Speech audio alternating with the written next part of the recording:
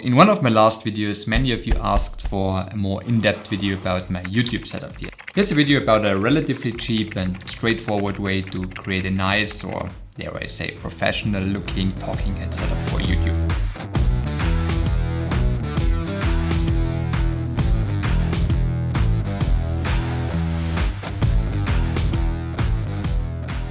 If you are starting from scratch, the first decision in my opinion is, should you use a phone or a proper camera for your YouTube endeavors? If you plan on using a phone, in my opinion, in terms of video quality, really only the Pro iPhones are a good choice. Those have by far the most robust video quality of any smartphone out there. If you want to see a side-by-side comparison between my normal camera, a $2,000 Fujifilm X-H2 and an iPhone 15 Pro, click here to watch that video. Now, importantly, if you're going the iPhone route, you obviously want to use ProRes and log, which gives you the cleanest video output possible, which you then can color grade and manipulate later on. But the thing is, these files are enormous, like really, really big. So you really have to go either for at least a 512 gigabyte phone or add a fast external SSD like this Samsung T7, to which you can record directly using the iPhone's USB-C port. Price-wise, these two options are pretty close to each other, and because it is more convenient and foolproof, I'd probably choose the iPhone with more storage. You can get such a refurbished iPhone 15 Pro with 512 gigabytes of storage for a little under $900 on Amazon, for example. The link is down in the description below, as well as everything else I'll mention in this video. Now, on the other hand, if you want to get a real camera, so to speak, for your YouTube talking headshot, I'd really only look at two brands, and that is Sony and Fujifilm. In my opinion, they offer by far the best value for video shooters on a budget, both in terms of cameras, but more importantly also in terms of lens selection, right? And the cameras I'd recommend are for Sony, the Sony a6700 as the more expensive and feature-rich option, or the Sony ZV-E Mark II as the more budget-friendly model. For Fujifilm, it's the Fuji X-S20 as the slightly more expensive one, and brand new, just announced, the Fuji X-M5 as the budget model. All of these are capable of producing stunning footage, as they all are able to record 4K, or in case of the Fujis, even 6K in a very robust 10-bit codec, which allows you to really heavily grade your image after the fact. And all of them, with a slight advantage still to the Sonys, offer good enough autofocus for a talking headshot. So don't worry about that, regardless of what you read somewhere on Reddit. They are all good enough, trust me on that. But what am I using myself? Well, my main camera here is a Fujifilm X-H2, which essentially offers slightly inferior video quality than the other two newer and cheaper Fujis I just talked about. But it is obviously good enough, and I have this exact model because I need the resolution. It's 40 megapixel sensor for still photography for my hospitality work. What else can I say here? Well, I film everything in 6.2K, which, by the way, as I said, the other two cheaper Fujis also offer. And it's kind of unheard of at this price point, really. So that way I can easily crop in and out in a 4K timeline during editing and have more flexibility that way. And I, of course, shoot in log for more leeway in post. This is the exact codec I use on my Fuji X-H2 in case you're interested. And then I have the camera paired with a Viltrox 23mm 1.4 lens, which acts like a 35 f2 if I were in full frame. But that's not really important in this video here. In essence, when you're choosing a lens for a talking headshot, you want it neither too wide nor too narrow, right? So for a small room like this one here, in my opinion, a 35mm look is very pleasing. If you prefer a wider shot where you can be closer to the camera and you see more of your hands and everything has this kind of distorted look, very popular, then going closer to 24mm might make sense. For reference, the normal wide-angle lens in a Pro iPhone is a bit over 24mm in terms of how it looks. So for the cameras I mentioned here, on the wide end, I'd recommend the Sigma 60mm 1.4, which offers the 24mm look. Or for the 35mm equivalent, go either for this Viltrox 23 I'm filming right now, or for this Sigma 23 1.4, which is also an excellent option. If you have a huge space and want to be further away from the camera for whatever reason, which I wouldn't recommend necessarily, you'd look at the Sigma 30mm 1.4, for example, or even tighter. You might notice that all of these lenses have a maximum aperture of f1.4, which put very, very simply means that you can better separate you from the background. So when you film at f1.4, you'll have a blurred background like here. Now on the iPhone, you have a similarly large aperture of f1.6, if I remember correctly. But due to its much smaller image sensor, you still have almost no separation. I could spend 10 minutes here explaining the difference of various sensor sizes and apertures and whatnot, but that would make this video even longer. So in essence, on the iPhone, everything will be in focus from front to back, more or less. And on one of the cameras I mentioned, when paired with a fast lens with a wide aperture, like the ones I talked about, when you shoot your video at f1.4 or 1.8, you have a blurry background that might look more pleasing, more cinematic or whatever. All right, now we have camera and lens, and we are looking at around or a bit under $1,500 for the traditional camera setup and at around $900 for the iPhone variant. Now, you also need some kind of tripod, and nearly anything does here in my opinion. I have something cheap from Zeroi, I don't know. It's an aluminum one, and you can get something like this for around $100. And I have mounted everything on small rig rods as support for when I use a teleprompter or a power bank, or I just want to attach anything else like a light or some mounting option for a phone or whatever. And yeah, before I forget, for the camera route, obviously you also need a fast SD card, which will set you back another $30 to $50 probably. Okay, so that is camera and lens. Now let's go to audio, which is arguably even more important than the visuals. Your audience will much rather tolerate a bad image than bad audio, trust me on that. So in essence, everything that doesn't involve the internal mic on your phone or your camera is a step in the right direction. Never use an internal mic, just don't, never. Okay, so now we know that we have to look at external options, right? And probably the cheapest way you can go is a wired lavalier mic, which is something like this here. And that you can plug straight into your camera, or in the case of this Rode Smart Lav, straight into your phone. The audio quality is okay and tends to produce clear vocals, but lacks some warmth. But all in all, it's decent. And you can get these mics for anywhere between $20 to $100, which makes them a great value pick. Now, if you want to be more flexible and maybe also want to vlog and move around a lot, a wireless setup like this DJI mic here is also an option. And you surely have seen people on TikTok, for example, rocking these, right? And they produce quite nice audio. You're hearing it right now. But as we're talking about a more permanent talking head setup for YouTube, I don't think that either of these options are a great fit, neither in terms of value nor in terms of aesthetics. What I use, and also most YouTubers, is a shotgun mic that is placed just outside the frame so that it is not visible in your shot while being as close to your mouth as possible. Shotgun mics tend to sound better, but they are obviously not as portable, and crucially they are directional mics, so they tend to work best when you're directly on axis, right? I use a DED Video Mic 3 Pro here, which I got for €150 at the time, and I have it on some magic arm contraption here, mounted directly to my light stand. And so the distance from my mouth to the mic is approximately 20-30 centimeters, so a little under 1 foot. And it is directly above the frame, which should be the ideal placement for a mic like that.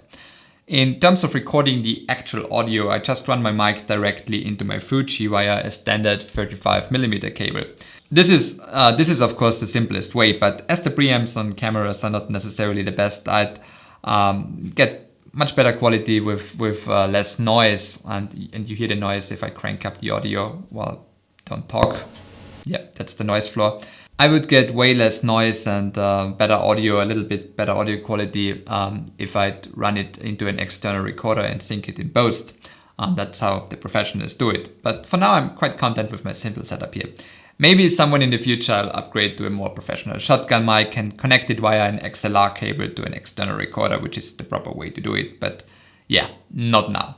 Again, I will link a few mics that are popular for this kind of setup in the description below. And last but not least, if your talking head setup is also your desk where you are perhaps streaming or doing podcasts, something like a USB-C podcast style microphone here, like this Shure MV7, might be a good consideration. They sound really good and professional, but come at the downside that you have to be extremely close and intimate with your mic. Therefore, there is no way of hiding it outside the shot, because you obviously also have an arm that's in your shot. Now, that might be okay for you or not. It all depends on personal preference, really. And well, in conclusion, I'd probably advise to get a cheap shotgun mic like the one I use and plug it directly into your camera via your 3.5mm plug or whatever. Only when you are planning to do live streams or podcasts or already doing them, I would create my setup around something like this here. And in regards to lavalier mics and wireless lav solutions like the DJI one I showed you before, I would only advise them when you are, in addition to your docking head setup, moving around a lot, when you have your setup, when you want to have your setup wherever you are. Now let's go to the lighting and background, which is the most fun to create, in my opinion. So before you think about lights, I'd almost always encourage you to build your shot in terms of background, furniture and whatnot. So in my case here, the studio/office I use is relatively small, about 11 square meters. And in order to create the most depth possible, I went with the diagonal here. And I created this small and simple reading corner here as a background, I guess. Not too many books in here, as I read ebooks for the most part. Then we have some interestingly designed IKEA chair, which I liked a lot, as well as a nice painting made by my very talented mom that is the centerpiece here. While very simple, I do think that it provides a nice and cozy background that looks very analog and grounded, which is something I try to achieve here as sort of a counterweight. I don't know if you can say that. Sort of a counterweight to my content, which is mostly about digital stuff, right? But your background obviously could be anything, right? Just look at YouTube for inspiration and then, get out your phone and walk around your room and try out which angle looks the best and figure something out. Anything is really possible here. So in terms of lights, first I would think about how you would light the background normally, as in not thinking too much about content creation. And here for me, it felt pretty natural to have a reading light in my reading corner, right? So I put in a Philips Hue bulb, and therefore I'm able to have my color and color temperature at whatever I really want, which is helpful, but not a must. What is a must, though, in my opinion, is being able to at least control the brightness of the bulb, like being able to dim it down, right? Alright, so now it's getting a bit nerdy. When you Google how to light a talking head shot, you will almost certainly come across the classic 3-point lighting setup.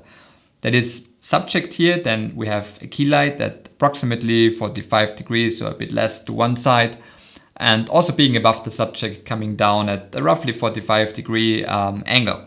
Then the fill light that should elevate the shadows created by the key light, and some sort of backlight/hair light that adds contrast and helps separate the subject from the background. Now, in my opinion, obviously the key light here is non-negotiable. You need something that lights your face after all, that's a given. And then I think the backlight is also very, very important, as it adds the magic to your shot and makes it look way more professional in an instant. I do think though that you can get away without a fill light. Okay, let's start with the big boy here, my key light. I use an Aperture Amaran 100D inside a small rig 85cm softbox with a grid attached. The whole thing is mounted on a newer metal light stand on wheels. So when I here and there want to shoot videos in the living room, for example, I can easily roll the whole setup over without too much effort. Now, I've placed the whole thing as close to myself as possible, obviously without being visible in the frame. Rule of thumb here is the bigger the light source and the closer the light source to your subject, the softer, the higher quality the light will be. So I have it a bit more straight in front of me than you'd normally do in a 3-point light setup. And that's because I don't use a fill light most of the time, and so I don't want to cast really dark shadows here on the far side of my face, right? Okay, so in terms of key lights, what would I recommend? I would say first and foremost, get something where you can attach a softbox to it. Softboxes, because I do think that they are the easiest to start with and offer great results right away. So that rules out very basic small LED lights. They are great, and I will talk about them in a second, but not necessarily as a key light. As well as ring lights, they are also out. Panels are possible, but here the choice for softboxes is severely limited, and also they tend to be more expensive. So a standard chip light should do the trick. In terms of features and power output, you don't really need a lot. You see, my 100D here is only daylight balance as of color temperature, so 5400 Kelvin, and has a max output of 100 watts. I use it at 10% power. So for normal docking head setup, 60 watt lights or even lower should be plenty. As of RGB versus bicolor versus daylight, I would say daylight is fine for a key light. Maybe bicolor, but don't think about needing full RGB, because the idea of a key light is, of course, to light your face. So you want nice skin tones and, looking like a human.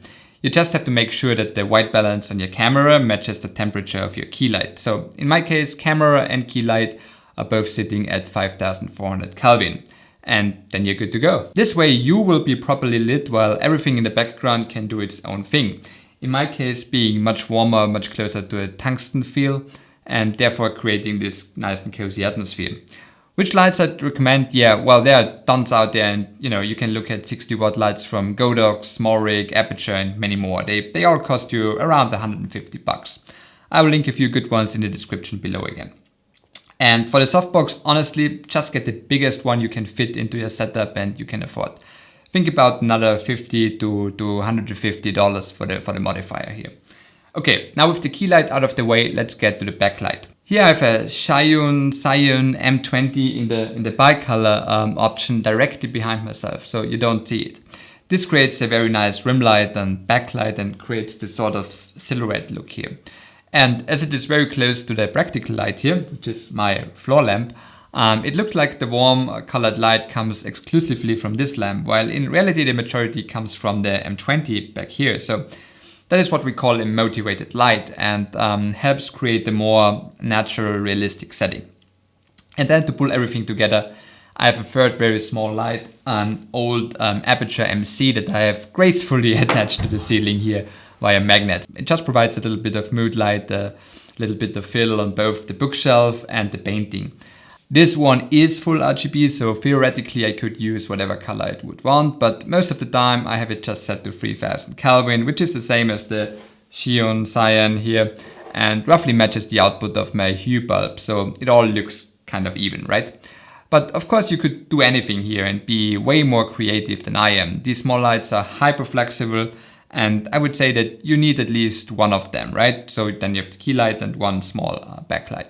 You can get them on Amazon from various companies at various price points, and depending on power output and features, expect to pay between $20, $30 and $100 for one of them. What I do intend to do from time to time is switching to more of a daylight, natural light atmosphere. Something like this here.